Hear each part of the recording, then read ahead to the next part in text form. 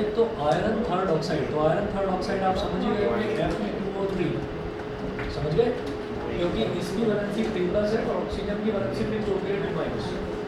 तो आयन को बाद में लिखा जाता है, हालांकि इसके भी 1-2 एक्सेप्शन है पर आपके सिलेबस में नहीं है, ठीक है। एनायन को बाद में लिखा जाता है, तो एनायन यानी कि जिसकी नेगेटिव वैलेंसी है उसको बाद में लिखते हैं, और कैटायन को पहले। तो इसकी वैलेंसी 2 है वो आ जाएगी Fe के साथ, और इसकी वैलेंसी 3 है वो आ जाएगी ऑक्सीजन के साथ, तो इट बिकम्स Fe2O3। तो Fe2O3 हो गया। तो उसके बाद देखिएगा इट रिएक्ट्स विद एल्यूमिनियम, तो एल्यूमिनियम सिर्फ मेटल है, सिर्फ मतलब अकेला एल्यूमिनियम है।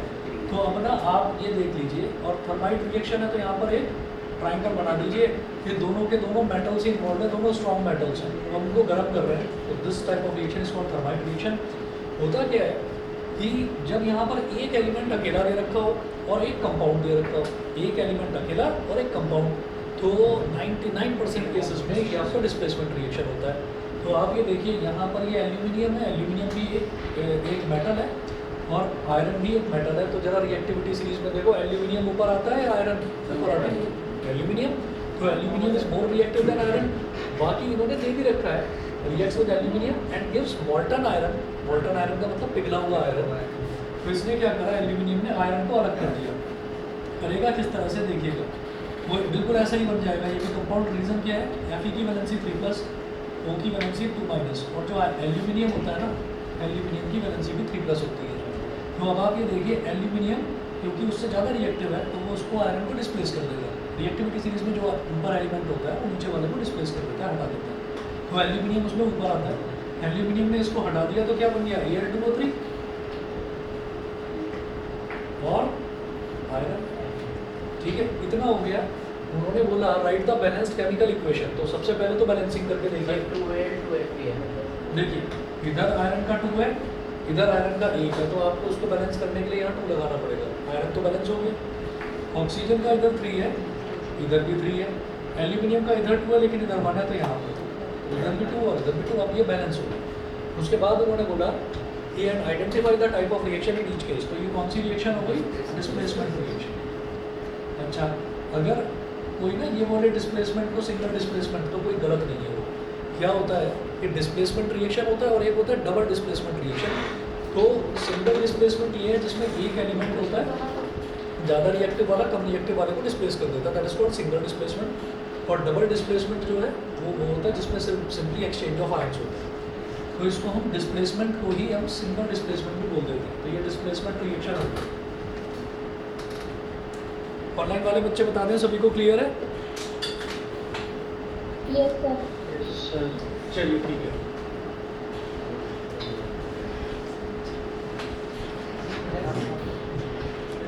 अगला देखते हैं बी पार्ट इसका। बी पार्ट में देखिएगा, बी पार्ट में देखो जब भी कभी हम कहते हैं कि कोई चीज़ बर्न हो रही है, तो कोई चीज़ बर्न हो रही है तो इसका मतलब विदाउट ऑक्सीजन वो बर्न नहीं होगी। लेकिन उन्होंने बोला है कि मैग्नीशियम रिबन, मैग्नीशियम 2 होती है ना, हाँ 2+, तो magnesium ribbon is burned in an atmosphere of nitrogen gas. इसका मतलब क्या है, मैग्नीशियम रिबन इज बर्न्ड, तो इसका मतलब ये है कि जैसे मैग्नीशियम होता है ना, तो मैग्नीशियम भी एक मेटल है। तो आप बताओ नाइट्रोजन की क्या होती है, बताओ। चलो ठीक है, नाइट्राइड और नाइट्रोजन में फर्क क्या है, क्लोरीन से क्लोराइड बना, नाइट्रोजन से नाइट्राइड बना। बताओ जरा क्या होता है। अब मुझे नाइट्रोजन की भी बता दो, नाइट्राइड की भी बता दो। सारी चीज मेरे को बतानी है क्या? क्या होता है ये, hydrogen A E A B C ऐसे होता है। तो ये 1 2 3 4 5 6 और ये क्या है 7। तो 7 का मतलब क्या हो गया, 2,5, तो ये 3 इलेक्ट्रॉन्स लेगा। तो वैलेंसी कितनी हो गई फिर, 3- ये लेगा। ठीक है, अब जरा सुनिएगा इन्होंने क्या बोला है, दोबारा देखिए। मैग्नीशियम मेटल ही है, और वो जो रिबन है वो रिबन किस लिए बोलते हैं कि मैग्नीशियम के ऊपर वो मशीन का मैं नाम बोल रहा हूँ, एक मशीन होती है छोटी सी, आपने अगर देखा होगा जब कभी कारपेंटर काम करता है ना तो वो उसको ऐसे ऐसे छीलता है ना, तो उसका क्या होता है, बारीक सी एक फिल्म उतर के आ जाती है लकड़ी की।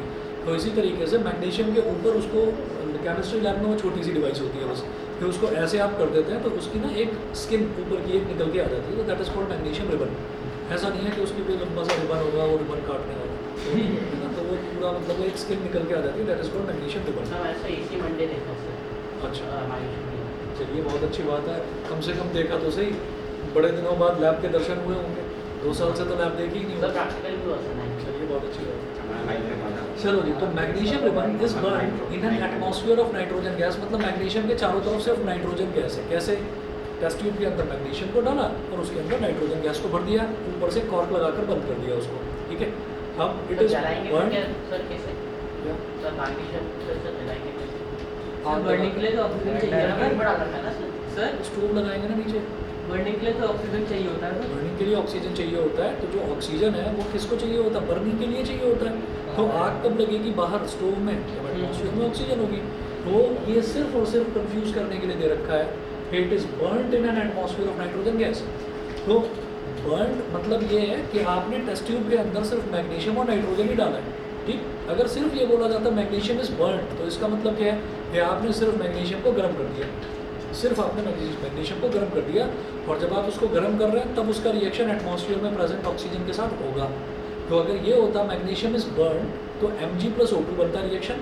अब ये बोल रहे हैं magnesium is burn in an atmosphere of nitrogen gas, इसका मतलब मैग्नीशियम के चारों तरफ एटमॉस्फेयर में सिर्फ नाइट्रोजन है। वो कहाँ पर है? टेस्ट ट्यूब के अंदर। टेस्ट ट्यूब के अंदर आपने नाइट्रोजन और मैग्नीशियम डाला है, तो और कुछ नहीं है। और बर्न का मतलब क्या है कि जो बाहर आप आग लगा रहे हैं वो ऑक्सीजन के बिना नहीं लग सकती, सिर्फ इसलिए, ठीक। तो ऑक्सीजन का इसमें कुछ लेना देना नहीं है। आपको यहाँ पर इसमें बी पार्ट में मैग्नीशियम प्लस नाइट्रोजन, नाइट्रोजन भी ये जो सिंगल एटॉमिक स्टेट में, मोनो एटॉमिक में एग्जिस्ट नहीं करता, ये भी डाई एटॉमिक स्टेट में एग्जिस्ट करेगा। तो Mg+N2, और फिर यहाँ पर एक ट्रायंगल बना देना, और उसके बाद और चीज़ उसको दूर करने के लिए, हमारा डाउट पूरी तरह से दूर करने के लिए उन्होंने सब कुछ इसी में दे रखा है, to form solid magnesium nitride. सिर्फ मैग्नीशियम नाइट्राइड बनेगा, क्योंकि और कुछ है नहीं टेस्ट ट्यूब के अंदर। तो मैग्नीशियम की वैलेंसी होती है 2+, नाइट्रोजन की वैलेंसी होती है 3-, तो 3 इधर 2 इधर, क्या बन जाएगा? Mg3N2। अब मुझे बता दो कौन सा रिएक्शन है? कॉम्बिनेशन रिएक्शन है, ठीक है। तो इसको जैसे ही ये देखेंगे कि भाई बर्न है, तो बर्न का मतलब वो बर्निंग तो वहाँ होती है, डिकम्पोजिशन है, तो डिकम्पोजिशन है। कुछ बच्चे कहेंगे नहीं नहीं बर्निंग होती है इन प्रेजेंस ऑफ ऑक्सीजन, अच्छा मतलब ऑक्सीजन है, अच्छा भाई ये तो ऑक्सीडेशन है, ऑक्सीडेशन है तो ये रेडॉक्स भी है, ठीक है। भाई मैं बिल्कुल सही करके आया हूँ, पता चला वहाँ काट दिया, ठीक है। तो ध्यान रखना इस चीज़ का। तो नाइट्रोजन एक मिनट, नाइट्रोजन और नाइट्राइड भाई अलग अलग है, फिर बता दो। सर ये बोल रहे थे NO3 है। अरे ये तो कंफ्यूज करता है तुम्हें, ठीक है, पता है उसको। अब सुन लो जरा, नाइट्रोजन जो है वो जब ऑक्सीजन के साथ मिलकर एक आयन बनाता है, दैट इज कॉल्ड नाइट्रेट, और नाइट्रेट इज NO3, और उसकी वैलेंसी जो है वो 1- होती है, वो भी 2 नहीं होती। वो कहाँ से? ये भी इसी ने बोला था। हाँ सर। अब मुझे भाई तुम कंफ्यूज बात करते हो उसको। अब जरा देखिएगा कि यहाँ मैग्नीशियम का एक एटम है, यहाँ 3 एटम है, बैलेंस करने के लिए इधर लगाओ 3, इधर नाइट्रोजन के 2 आए हैं, ठीक है। तो बैलेंस भी हो गया, ऑक्सीडेशन करिए और कॉम्बिनेशन बताता था।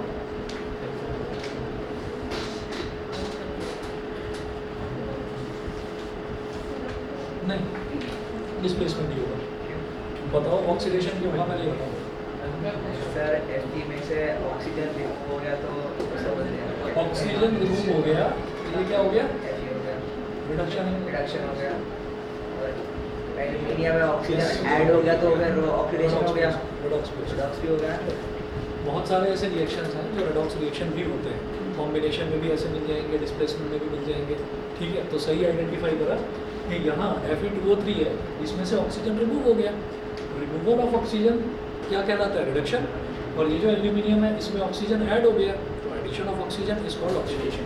तो ये रेडॉक्स रिएक्शन का भी एक एग्जांपल हो सकता है, ठीक है। सर रेडॉक्स सर एक ही अपनी हो सकता है। एक ही मतलब हमेशा हो सकता है कि होता ही है हमेशा। सर ऐसे नहीं हो सकता ना कि एक रिएक्शन में रेडॉक्स बस, ऐसा रिडक्शन हो रहा है, एक में ऑक्सीडेशन हो रहा है। ऐसा नहीं, दोनों में साथ साथ होती है दोनों, ठीक है।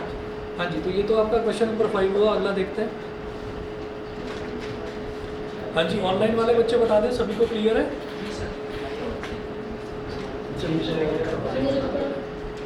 ठीक है।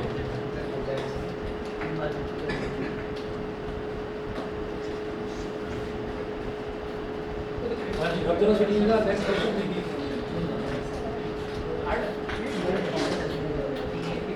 मैग्नीशियम यार मैंने नहीं कहा इसलिए मेरे को पता कि इसको नहीं था उसकी बात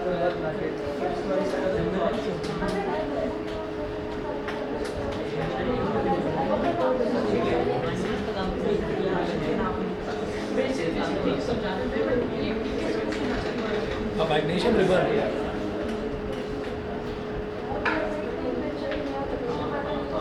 magnesium ribbon is burnt in oxygen.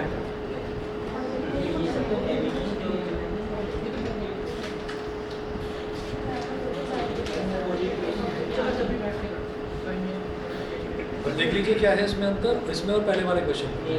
अब magnesium ribbon is burned in oxygen, तो अब मैग्नीशियम का रिएक्शन ऑक्सीजन के साथ ही होगा।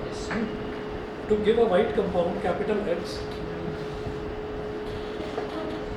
टू गिव अ सर एक सर किसी का डाउट है क्वेश्चन सर ये? हाँ जी, ये आपको NCERT कोई डाउट वाला है तो भाई। बताओ। ये एनसीईआरटी क्वेश्चन है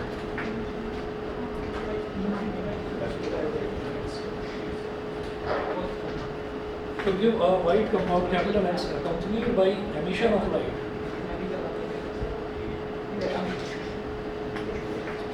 सर एक किसका डाउट है? खुश तेरा डाउट है? तेरा डाउट है? ये किसका है? किसका डाउट है? पूछो By emission of light. If the burning ribbon is now placed,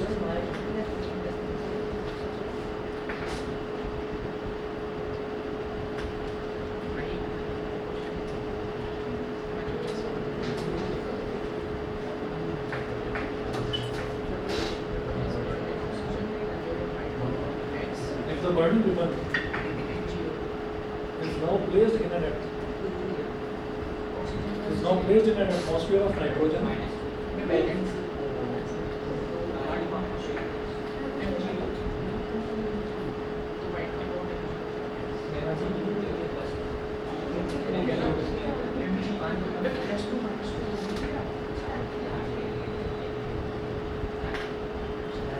bomb it continues to burn.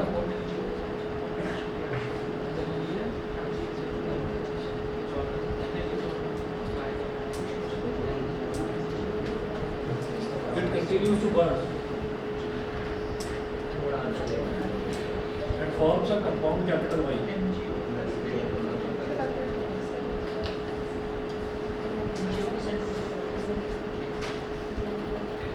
It forms a compound capital Y. Full stop. अब इसमें A part है, write the chemical formulae of X and Y.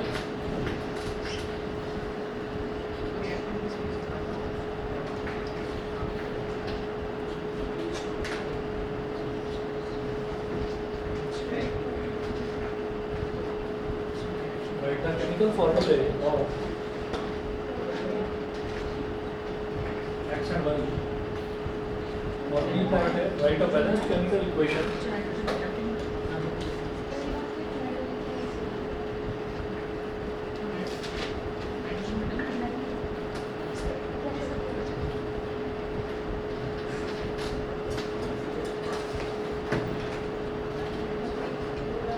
write a balanced chemical equation when X is dissolved in water.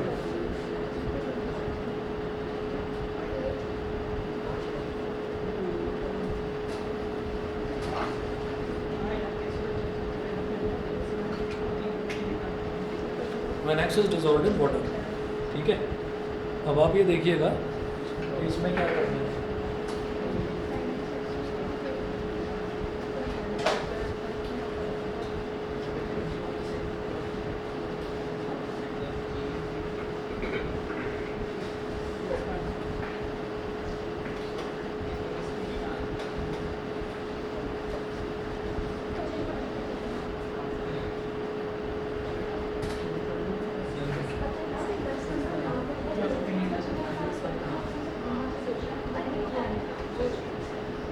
Part में पूछ रहा है write the chemical formula of X and Y, X और Y का chemical formula बताओ। तो पहले मैंने बोला magnesium ribbon is burned in oxygen to give a white compound capital X complete by emission of light. तो इसमें क्या होता है कि आपने Mg2 की बर्निंग करी है ऑक्सीजन के साथ में, तो ये क्या हो जाएगा, ये बन जाएगा Mg2। ये क्या रहता है मैग्नीशियम ऑक्साइड। अब बैलेंस इसको कर लो क्योंकि उन्होंने बोला है अच्छा वो तो अलग चीज़ है पर फिर भी कर लो बैलेंस। ऑक्सीजन का इधर 2 है, सॉरी इधर 2 है, इधर 1 है, तो इसके आगे 2 लगा दिया ऑक्सीजन बैलेंस, लेकिन Mg अनबैलेंस हो गया तो इसके आगे 2 लगा दो। तो हमारा पहली चीज़ तो ये है कि जो X है वो है MgO मैग्नीशियम ऑक्साइड, पहली चीज़ तो ये होगी। उसके बाद ये कहते हैं कि इफ़ द बर्निंग रिबन, ये जो बर्न होता हुआ रिबन है, if the burning ribbon is now placed in an atmosphere of nitrogen, ठीक है, इसी जलते हुए रिबन को अब अगर आप नाइट्रोजन के एटमॉस्फेयर में रख देते हैं तो क्या होगा। अब आपने क्या करा, ये बर्निंग रिबन है जो ऑलरेडी जल रहा है, तो MgO तो है ही,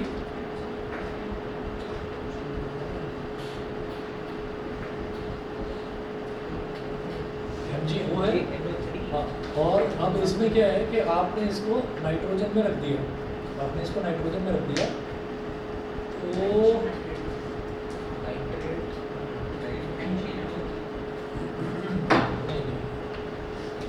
MgO प्लस N2, तो ये आपका यहाँ पर आएगा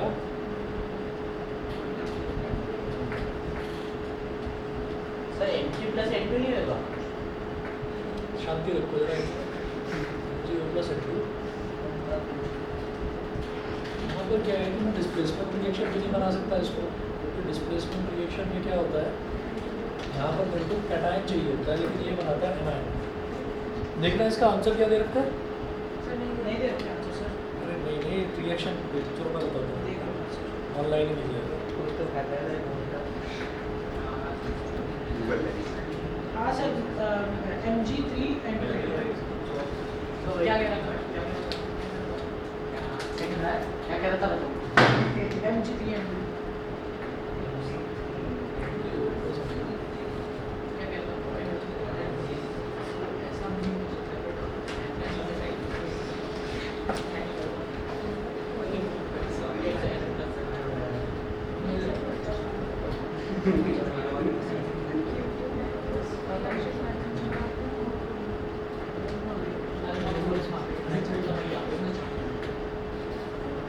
MgO को समझ में आ रहा है।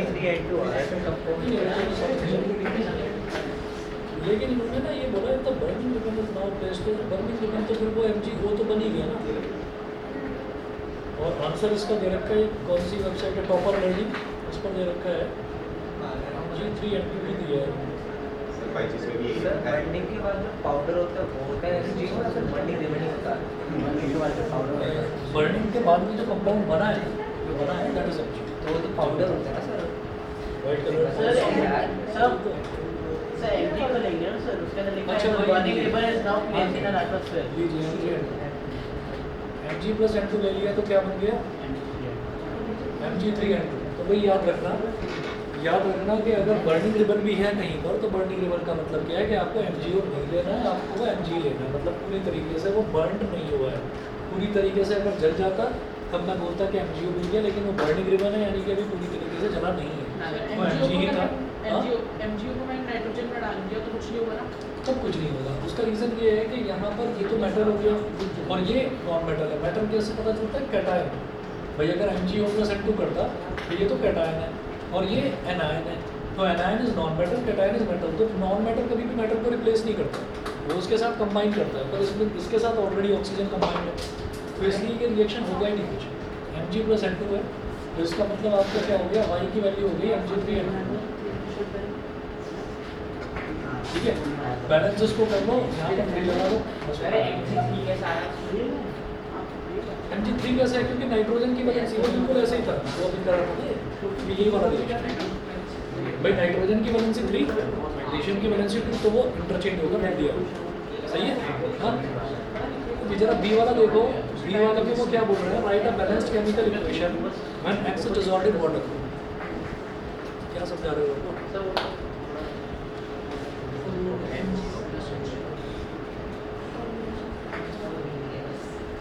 अच्छा, अब एक चीज़ और देखी है मैंने, मतलब जैसे कोई भी है, जैसे ये दोनों तीनों बैठे रहते हैं तो इनको बात करने के लिए आपस में कोई ना कोई चाहिए, है ना। अगर वो तीसरा वाला आया नहीं तो ये बात आपस में, तुम्हें कोई चाहिए ही नहीं, मुझे बस बोलना है, मैं अकेला ही काम करूँ। हाँ, अब मुझे एक बात बताओ कि जैसे ये क्वेश्चन है तो क्वेश्चन यहाँ पर लिख दिया, अब हम इसको समझ रहे हैं, तो इसमें अब ये कहाँ से आ गया, ये किसका डाउट है। अच्छा, अगर मान लो पता चल गया कि ये किसका डाउट है तो उससे क्या फ़ायदा, या अगर नहीं पता चला तो उससे क्या नुकसान। भाई शांति से बैठो, आराम से समझो चीज़ों को। भाई क्वेश्चन जो है वो साइंस का है, आपके सिलेबस का है, बस। पता नहीं, अभी कुछ टाइम से मैं देख रहा हूँ कि कुछ टाइम से बोलना शुरू करा, पहले तो आराम से बैठते थे। डाउट है तो डाउट पूछो। हाँ नहीं, वो तो मुझे पता है, आराम से तो बैठे हो, आगे पीछे तो कोई और हो रहा है, क्लोन हो रहा होगा तुम्हारा, कभी आगे कभी पीछे कभी इधर कभी उधर। चलिए बी देखिए, right a balanced chemical equation when X is dissolved in water। X क्या है यहाँ पर, MgO को वाटर में डिसॉल्व कर दिया। तो आप ये देखिएगा कि ये वाला जो रिएक्शन है, ये वाला रिएक्शन मैंने आपको करवाया नहीं था, नोट्स में भी नहीं है, ठीक। तो ये जो MgO plus H2O है, लेकिन इस तरीके का हमने कुछ ऐसा करा था कि अगर हमारे पास CaO है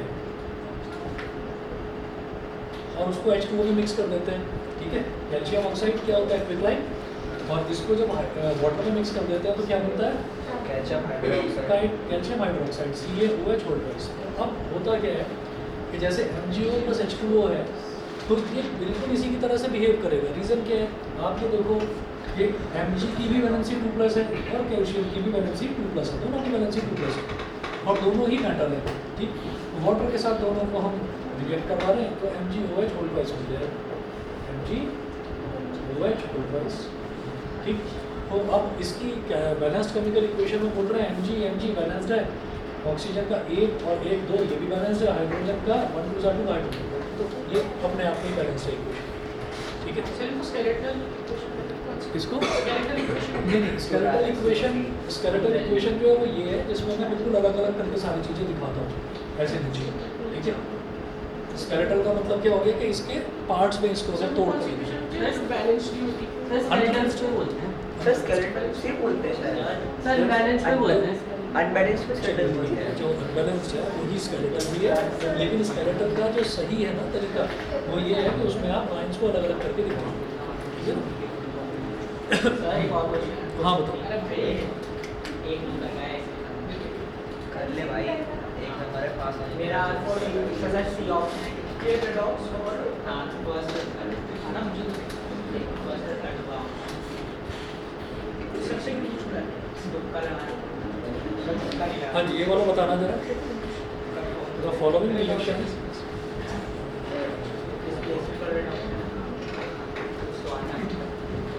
मैंने सिखाया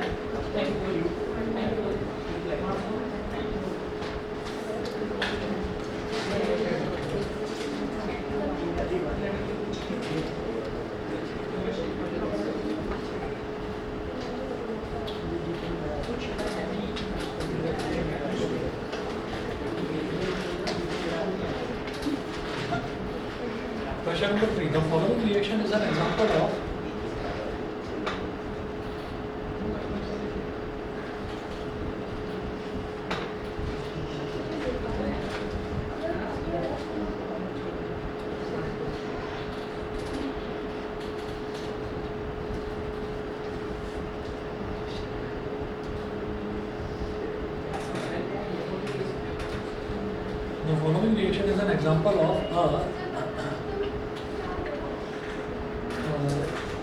अब रिएक्शन देखिए, पहले क्या है 4NH3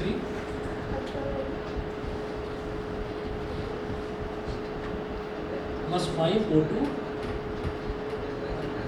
इसके स्टेट पे लिखी हुई है कि ये भी गैसियस स्टेट पे, ये भी गैसियस में मैं लिखने हूँ, गिव्स 4NO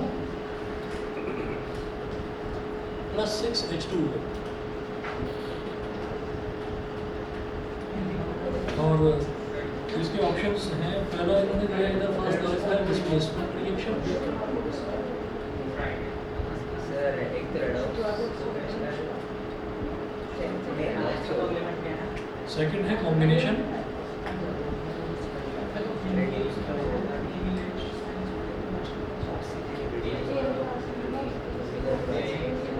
थर्ड है रेडॉक्स,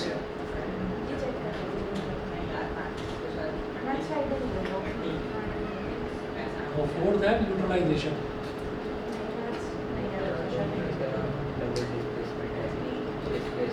टोटल न्यूट्रलाइजेशन। अब ये तो 4 रिएक्शंस के टाइप दे दिए, लेकिन ऑप्शन क्या दे रखा है? Option A first and fourth, option B second and third,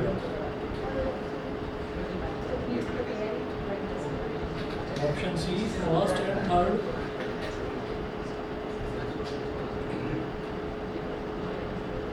option D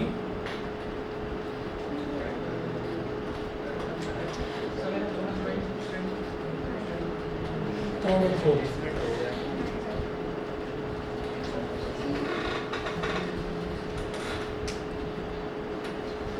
ठीक है, NH3 plus oxygen.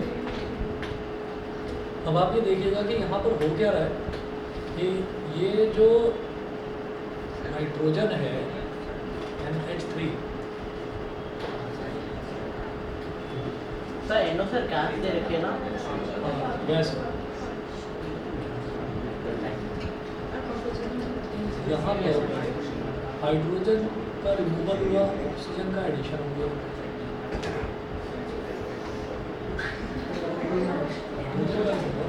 Sir redox क्यों है?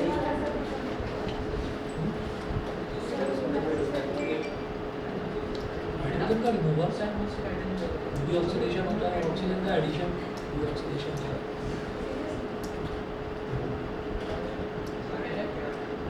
इसको मैं ऑक्सीडेशन बोल सकता हूँ। सर O2 का हाइड्रोजन का एडिशन हुआ है,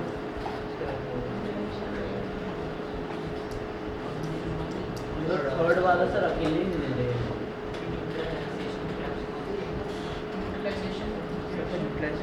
एसिड प्लस बेस।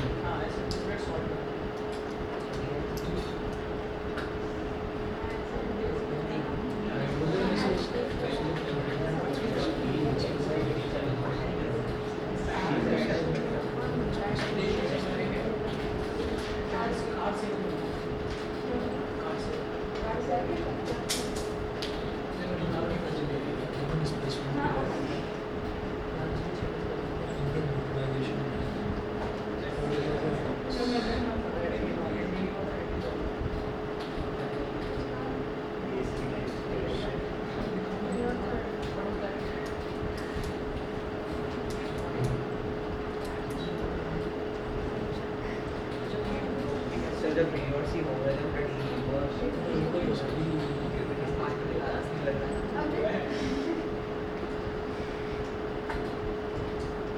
देखिए रेडॉक्स तो ये है। डिस्प्लेसमेंट, सर डिस्प्लेसमेंट कैसे हो सकता है? हाँ डिस्प्लेसमेंट तो नहीं लग रहा था।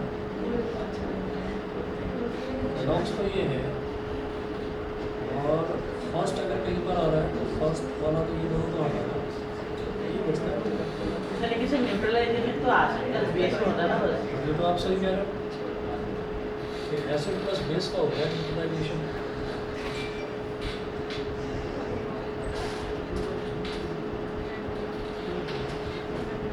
डिस्प्लेसमेंट कैसे है ये?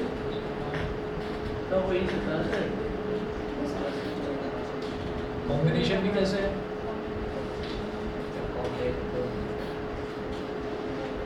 डिस्प्लेसमेंट ये क्या NH की जगह हुआ गया। मतलब ये वो इसको डिस्प्लेस कर रहा है।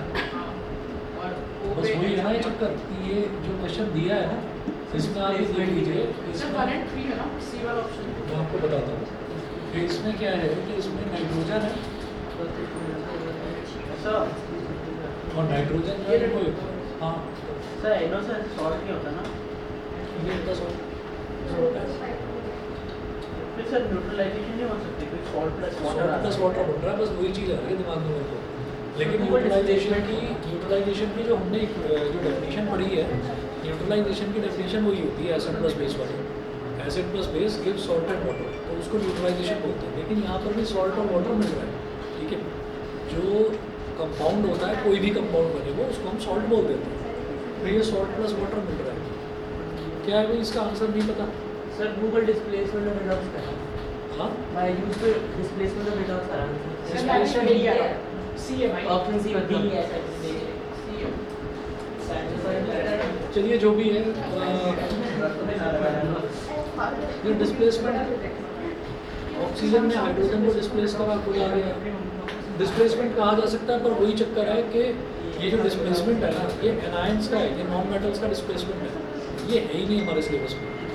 हमने जो रिएक्टिविटी सीरीज करी है वो भी नॉन मेटल्स की नहीं करी, मेटल्स की करी है। अगर मान लीजिए आप ये देखिए, ये जो कंपाउंड भी बन रहा है ना, तो ये आयनिक कंपाउंड नहीं बन रहा है, कोवलेंट है। कैसे? जो नाइट्रोजन है, नाइट्रोजन की वैलेंसी 3- है, और जो हाइड्रोजन है, हाइड्रोजन की वैलेंसी 1-, ठीक है।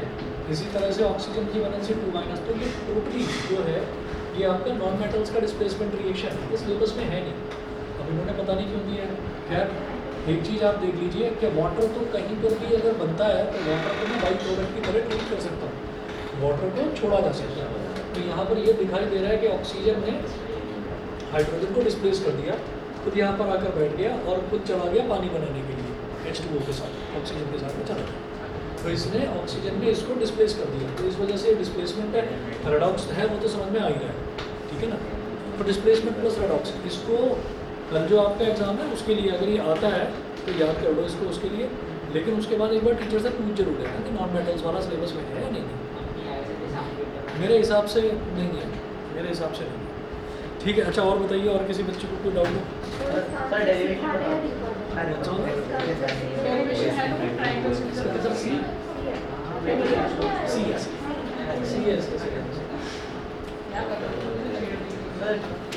तो डेरिवेशन करा दो सर। डेरिवेशन करा देता हूँ, वैसे डेरिवेशन है नहीं सिलेबस में, तो मैं करा देता हूँ। सी ऑप्शन दिखा है। हाँ, सी पर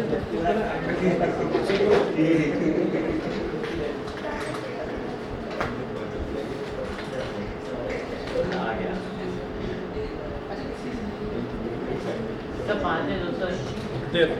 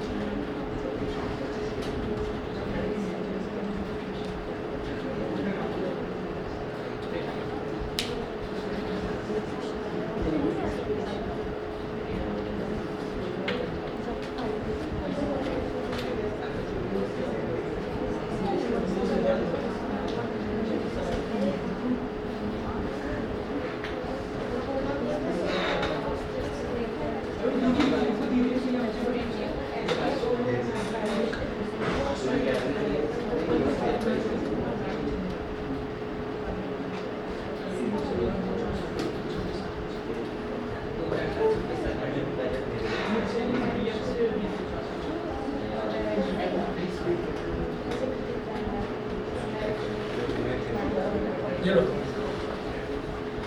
देना अक्षय का पीछे दे।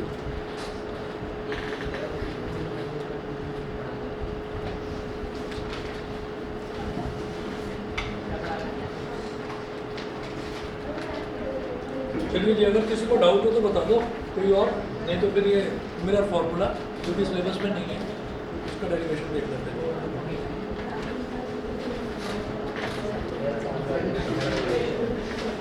अभी ऑप्शन होता है।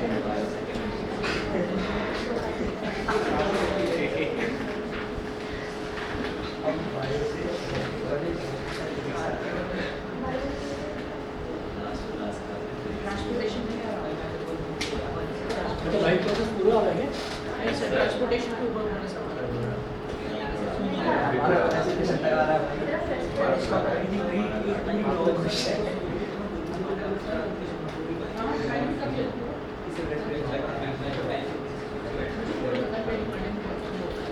देखिए, ऐसा मान लीजिए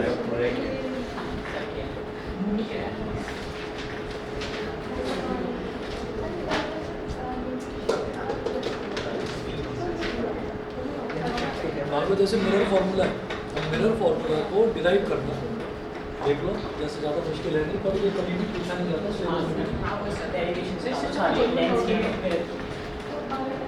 जी हमारे यहाँ पूछा गया बिल्कुल वैसे। सर बस सर करवा दो और क्वेश्चन हो गए ना सर जनरल नॉलेज 8 नंबर की फिजिक्स चलो देख लो। और इसमें ऐसा होता है कि जैसे मान लीजिए हम ना मिरर फार्मूला डिराइव कर रहे हैं, तो आपकी मर्जी है आप कोई भी मिरर ले लो, चाहे आप कॉन्केव ले लो चाहे कॉन्वेक्स ले लो। हमें फार्मूला पता है कि ये फार्मूला ये होता है 1/b plus 1/u plus 1/u is equal to 1/u, ये फार्मूला होता है। अब जैसे मान लीजिए आपको दिखाई दे रहा है ये मिरर कौन सा लिया मैंने, ये कॉन्केव मिरर है, ठीक है, इसको मैं बोलता हूँ पोल है, ये पोल हो गया। और यहाँ पर है हमारा फोकस, यहाँ पर है आर, ठीक है, वो एफ और डी ऑफ लेते हैं लेंस में, तो यहाँ पर एफ और एफ का डबल हो गया आर। इसके बाद हाँ सी, सॉरी सी, तो ये सी हो गया। अब इसके बाद आप देखें कि मैं ना कोई भी एक केस ले लेता हूँ, तो हमने क्या करा कि हम पहला वाला ही केस ले लेते हैं, या चाहो तो दूसरा जैसा आपको ठीक लगे। हमने क्या करा, यहाँ ले लूँ एफ और सी के बीच वाला, फोकस पे ले लो। फोकस वाला फिर इन्फिनिटी आ जाएगा। एक्सक्यूज मी सर, हाँ, डिफ्रैक्टिव इंडेक्स के दो फॉर्मूले हैं मैं सिर्फ रिफ्रैक्टिव इंडेक्स के दो फॉर्मूले हैं, थोड़ा सा ब्रीफ बता दो तू आई नहीं तू। अच्छा हाँ, तब तो कोई भी नहीं आता, वो तो ऑनलाइन तो चलो। हमने ये कहा कि एफ और सी के बीच में ले लो इसको ऐसे, एक रे ऑफ लाइट जाती है प्रिंसिपल एक्सिस के पैरेलल, प्रिंसिपल एक्सिस की जो पैरेलल जाती है वो टकरा के फोकस से गुजरती है ऐसे। सर देखो क्या हो रहा है, लड़ाई कर रहे हैं। तो लड़ाई मत करो।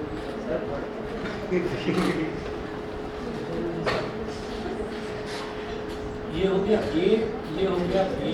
उसके बाद क्या है कि एक रे ऑफ लाइट तो हमने ऐसे गुजारी थी, अच्छा दूसरी रे ऑफ लाइट हम ऐसे गुजारते थे इससे कि वो हाँ सी से होते हुए जाए ऐसे।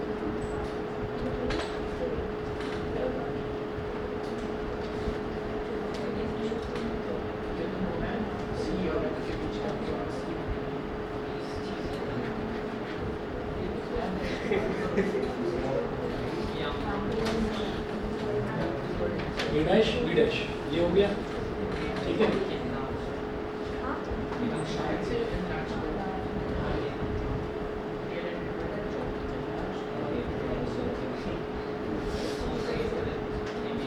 अब ए डैश बी डैश से जो पोल तक का डिस्टेंस है इसको मैं बोल दूंगा वी, इसको वी बोल देते हैं। वी मतलब ये हमारा इमेज डिस्टेंस हो गया। ऐसे ही जो यहाँ से यहाँ तक वाला है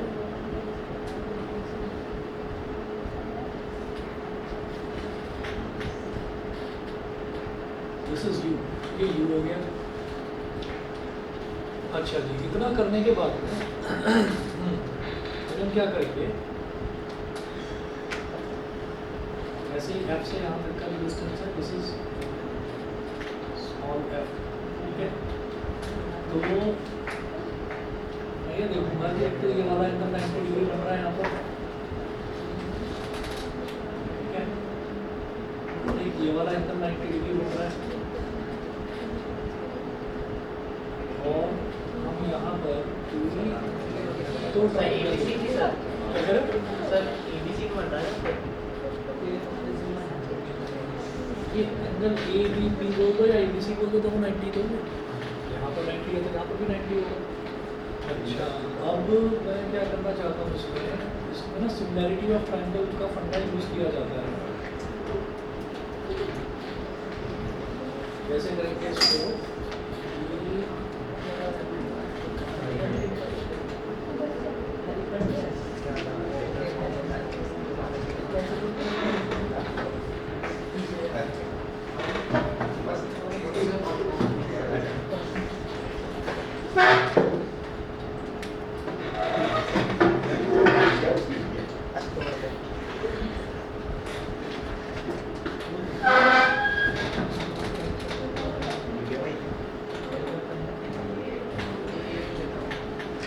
यहाँ पर ना एक काम करना, जैसे मान लीजिए ये वाला पॉइंट है, तो इसको आप बोल दो M, इसको M बोल दो, और यहाँ से आपने क्या करना है कि आपने एक परपेंडिकुलर ड्रॉप कर देना है ऐसे, और अगर जगह नहीं है तो मैं बताता हूँ कि इसी से एक चीज़ मैं आपको भी समझाऊंगा, क्योंकि जगह तो नहीं होनी चाहिए कायदे से, इसका मतलब ये कि फ्लैट है, हमने यहाँ पर एक परपेंडिकुलर ड्रॉप कर दिया, ठीक है। तो अब एक काम करना है, इस वाले पॉइंट को M बोल दिया और इस वाले पॉइंट को बोल दिया N, कैपिटल N। अब सुनिएगा, सर कौन सा एंगल को n बोला? ये M से मैंने यहाँ पर प्रिंसिपल एक्सिस पर परपेंडिकुलर ड्रॉप कर दिया, M से एक परपेंडिकुलर ड्रॉप कर दिया। अब जो हम अभी कल भी करा था, तो मतलब अभी पिछली कुछ क्लासेस में ट्राइंगल्स कर रहे हैं ना, वो वाली चीज़ें ध्यान रखना जरा। मैं ट्राइंगल ले रहा हूँ A dash B dash F, यहाँ ऐसे लिखो in triangle A dash B dash F and triangle MNF, हाँ एंड ट्राइंगल MNF। अब आप ये देखिए कि इसमें ना मैं ये कह सकता हूँ कि triangle E dash B dash F जो है, E dash B dash F में हम ये कहेंगे कि angle E dash B dash F, Excuse me, sir. हाँ जी बायजूस फैट को बनाना डाइजेस्ट, क्या चीज़ दोबारा? बायजूस जो होता है वो फैट डाइजेस्ट करता है। मैं सोच रहा था बाईजूस की बात, तो मैं ये सोच रहा था कि बाईजूस क्या डाइजेस्ट कर रहा है, ठीक है। बाईजूस जो है बाईजूस फैट्स को, पर डाइजेस्ट करना करता है सर, और बाईजूस जो ब्रेक है करता है, वो ब्रेक करता है। और बाईजूस जो है वो स्क्रीट करता है लीवर उसको, बाईजूस को, और बाईजूस जो है वो स्टोर होता है गॉलब्लैडर में। सर ये वीडियो यूट्यूब पे जाएगा, ठीक है, क्या पढ़ाना चाह रहे हैं? ट्रिप्सिन और पेप्सिन, ट्रिप्सिन पेप्सिन भी करती है, पेप्सिन से मॉइस्चराइज करता है, प्रोटीन्स को पेप्सिन करता है शायद, आप तक सही लगा। पेप्सिन ट्रिप्सिन दोनों करता है। दोनों करते हैं। सब पेप्सिन होता है, स्टमक में ट्रिप्सिन होता है, स्मॉल चलिए जरा देखो E डैश B डैश है, पकड़ाओ जरा इसमें देना है, और मैं बुक दिखा दो, ऐसे ही कर रहे थे, फिर पापा आए। मैं भी कंफर्म बताता हूँ।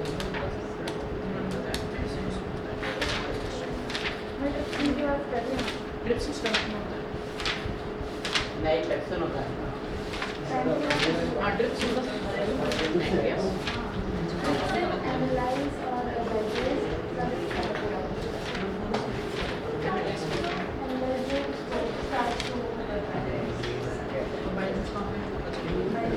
हाँ जी, इसमें क्या होता है ना, जो एंजाइम पेप्सिन है, एंजाइम पेप्सिन जो है वो डाइजेस्ट करता है प्रोटीन्स को, और ये करता है हमेशा एसिडिक मीडियम में। अब बात करते हैं ट्रिप्सिन की, पेप्सिन, अब पेप्सिन करता है, ठीक, और ये हमारा हो गया पेप्सिन हो गया। पेप्सिन, PEPSIN, ऐसा नाम तो मिला होगा पेप्सी को कैसे इंस्पिरेशन। वो मुझे नहीं। कितने तेजस्वी लोग हैं मेरे पास। कितने चालता विचार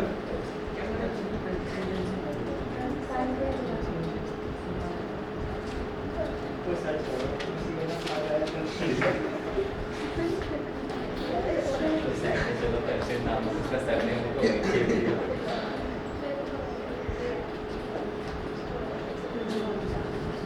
नहीं पेप्सिन नहीं करेगा, ट्रिप्सिन नहीं करेगा। ट्रिप्सिन में होता है शायद।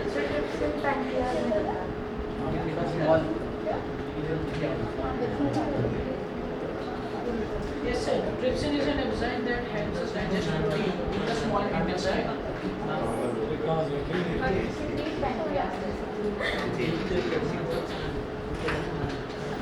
What are you sending? पढ़ाई।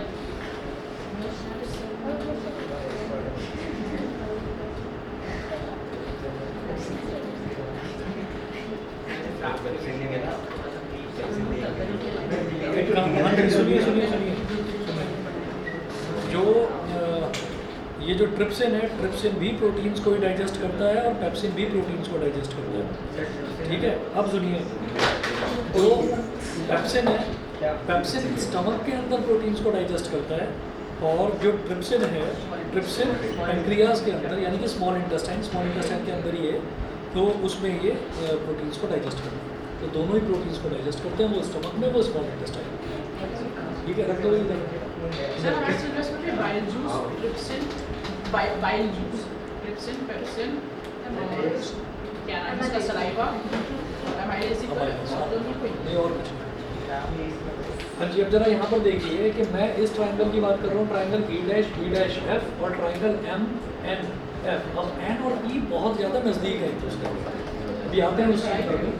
तो angle A dash B dash F is equal to angle M N F. देख लो, एक मिनट शांत हो जाओ भाई। Angle A dash B dash F is equal to angle M N F is equal to 90 degree, दोनों 90 degree के equal है। उसके अलावा angle A dash F B dash कौन सा, सर हम लोग बातों से फुर्सत नहीं मिलेगा। बायोजूस एंजाइम होता है, बाई जूस नहीं, एंजाइम नहीं, जूस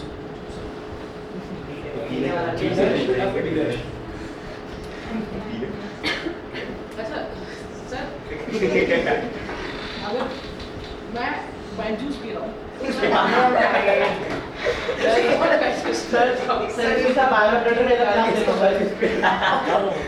अच्छी चीज़ पूछ रहा है, पूछो पूछो पूछो अगर बताओ। मैं बायोजूस पी रहा हूँ तो उसे कौन डाइजेस्ट करेगा? उसे कौन डाइजेस्ट करेगा? वो डाइजेस्ट होगा ही नहीं, वो अपनी सही जगह पर पहुंच जाएगा। अभी रीज़न आप सुनिएगा कि जैसे ये होते हैं ना जो एथलीट्स होते हैं, एथलीट्स को आजकल ये बोला जाता है, ये क्या BCCA लेने के लिए बोला जाता है, ठीक है ना, मैं इसको फुल फॉर्म बोल रहा हूँ, बट ये यहाँ पर जो है ये शायद देखा था BCCA की कुछ फुल फॉर्म होती है। BCCA अमाइनो एसिड से रिलेटेड है कुछ, ये प्रोटीन से। BCCA ये क्या निकाला? ब्रांच चेन अमीनो एसिड्स, ठीक है, ब्रांच चेन अमीनो एसिड्स अच्छा इसको हाँ बोलते सर, हैं। ये जो विटामिन सी होता है प्री हाँ, मैं गलत बोल गया, BCCA नहीं, BCAA है, branch chain amino acids. Orange flavour में आता है। तो अब ये जिस भी फ्लेवर में है, तो ये जो ब्रांच चेन अमीनो एसिड्स हैं, ये पूरा का पूरा वही प्रोसेस होता है इसमें कि आपका स्टमक में तो इसको पेप्सिन ने डाइजेस्ट कर दिया और स्मॉल इंटेस्टाइन में ट्रिप्सिन ने डाइजेस्ट करा, तब जाकर प्रोटीन्स जो है वो पूरी तरह से डाइजेस्ट होते हैं, वो अमीनो एसिड्स में कन्वर्ट हो जाते हैं। उसके बाद क्या है कि अगर पहले से ही हमारे पास अमीनो एसिड्स ही हैं और हम सीधे अमीनो एसिड्स ही ले रहे हैं, तो हमारा वो पूरा का पूरा प्रोसेस जो है वो बच जाता है और फिर उसको जहाँ जाना है वहाँ चला जाता है। तो जनरली इसको मसल्स वगैरह बिल्डअप में जो बड़े बड़े बॉडी बिल्डर्स हैं वो इसको यूज़ करते हैं, BCAA को। तो इसी तरीके से जैसे आपका बाई जूस हो गया, तो अगर वो पहले से ही कहीं से अवेलेबल है और उसको सीधा हमने पी लिया तो वो वहीं पहुँच जाएगा जहाँ उसको चाहिए।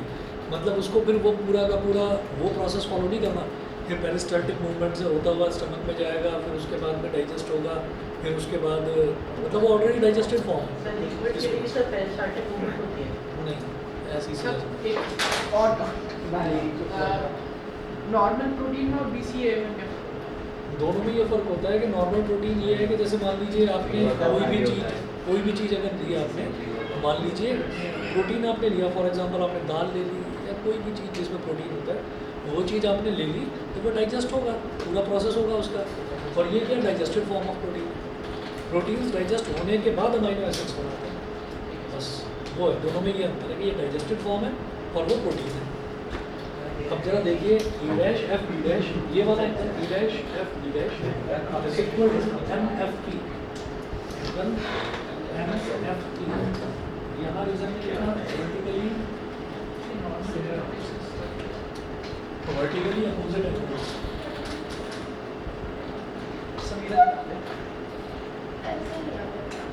Vertically opposite angles.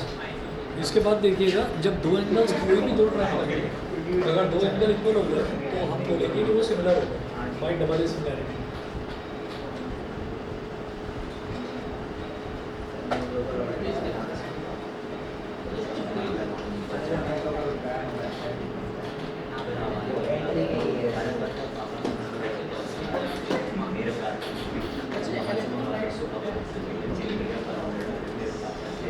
हाँ जी, अब देखना bye double A similarity criteria, bye double A similarity criteria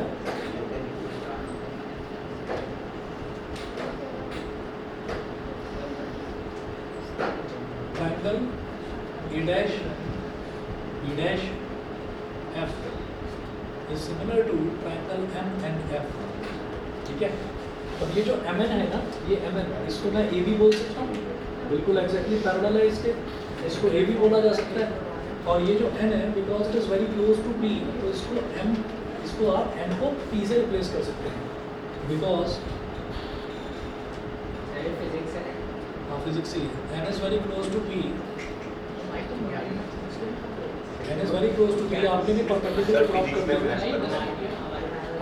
हुए ड्रॉप करते हुए देख लिया होगा कि n और p में कोई ज़्यादा अंतर नहीं है। तो जब दोनों बहुत ज़्यादा नज़दीक हैं तो आप mn बोलो या mp बोलो, एक ही बात है, ठीक है। तो ये दोनों सिमिलर हो गए।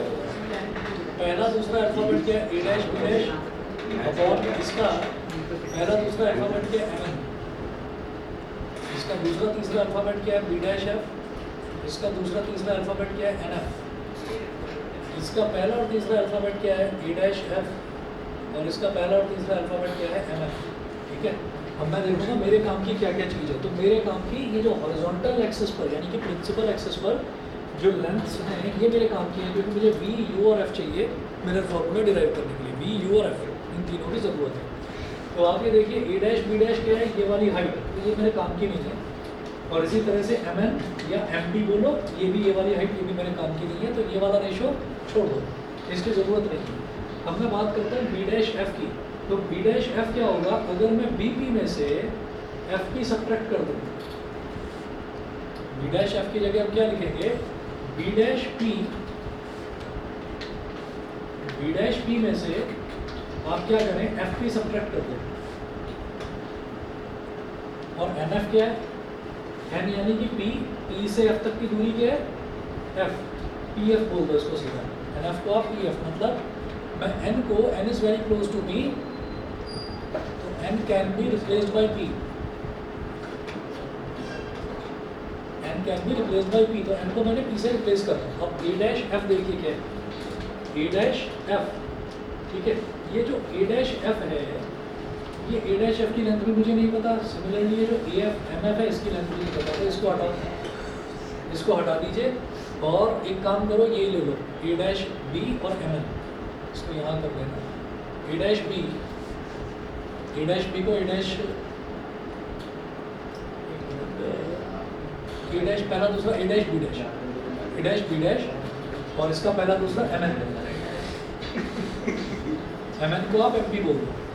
अब क्या होगा, अब इनकी वैल्यूज डालना शुरू करो। जैसे a डैश b डैश, तो a डैश b डैश क्या है, हाइट ऑफ इमेज, और हाइट ऑफ इमेज हम क्या लेते हैं, h2 है।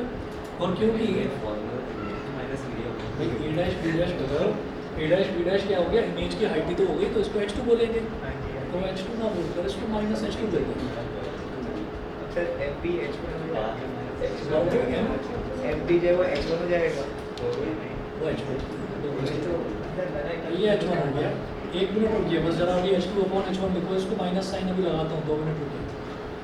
उसके बाद देखिएगा b डैश p जो है, b डैश p को मैं क्या बोलूँगा, b डैश से लेकर p तक का distance b minus fp, f से p तक का डिस्टेंस स्मॉल है, और p से f तक का डिस्टेंस रमेन स्मॉल f। ये हो गया। उसके बाद क्या करना है, जो h2 अपॉन h1 है, इसको बोल दो माइनस b अपॉन u। हम जानते हैं मैग्नीफिकेशन होता है h2 अपॉन h1 भी और माइनस b अपॉन u भी, ठीक है ना। तो मैंने h2 को नेगेटिव इस वजह से नहीं लिखा क्योंकि h2 की वैल्यू नेगेटिव होती है, h2 को तो फॉर्मूले में h2 लिखते हैं। ये हो गया माइनस, और ये जो आपका v माइनस f है अपॉन f, ये हो गया। अब क्या करो, cross multiplication, uv minus uf is equal to minus vf, ठीक है। और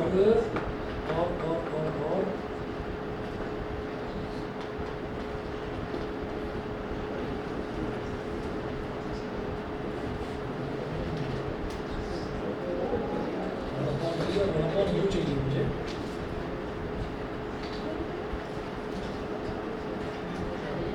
uv से करेंगे या uvf से करेंगे। एक काम करते हैं, यहाँ से u ले लिया कॉमन, u कॉमन ले लिया, तो ब्रैकेट में बचेगा v minus f is equal to minus v f. छोड़ो हाँ सर इसको अपने को छोड़ो, एक काम करो थ्रू आउट आप UVF से डिवाइड करो, पता नहीं भाई जिसमें भी क्वेश्चन पूछा बड़ा अजीब है। Divide through out by UVF, through out आपको UVF से डिवाइड कर देना है। और जब UVF से डिवाइड करेंगे तो क्या हो जाएगा, UV upon UVF, UV upon UVF minus UF upon UVF is equal to minus VF upon UVF। यहाँ पर V और F डिवाइड हो गया, ऐसे UF से U और F कैंसिल आउट हो गया, UV से UV कैंसिल आउट हो गया, 1 upon F minus 1 upon V minus 1 upon U, इसको उधर ले जाओ, 1 upon F is equal to 1 upon V minus 1 upon U। कुछ गड़बड़ हो गई है माइनस प्लस की, ठीक है। 1 upon V is equal to 1 upon V plus 1 upon U आता है, कुछ माइनस प्लस की गड़बड़ हो रही है नेक्स्ट क्लास में। हाँ लेंस का ये तो एक्चुअली लेंस का यही होता है, पर इसमें शायद मैंने शायद ये H2 को ही मेरे को नेगेटिव लेना चाहिए था, तो ये प्लस का V अपॉन 2 आना चाहिए था, इसी वजह से कुछ गड़बड़ हाँ सर एक्चुअली ठीक वही है। बात है, कौन सा फ्लेवर है कितना कर दीजिए बस। Thank you sir. चलिए और एक काम करते हैं ना, कल जो है ना, कल का एक बार मैसेज चेक कर देना, हो सकता है मैं कल क्लास ना ले पाऊँ, या तो कल नहीं ले पाऊँगा, मतलब आने वाले 2 या 3 दिन में किसी एक दिन का ऑफ रखूँगा, मैं बता दूँगा, बस ग्रुप पर चेक कर लेंगे मैसेज।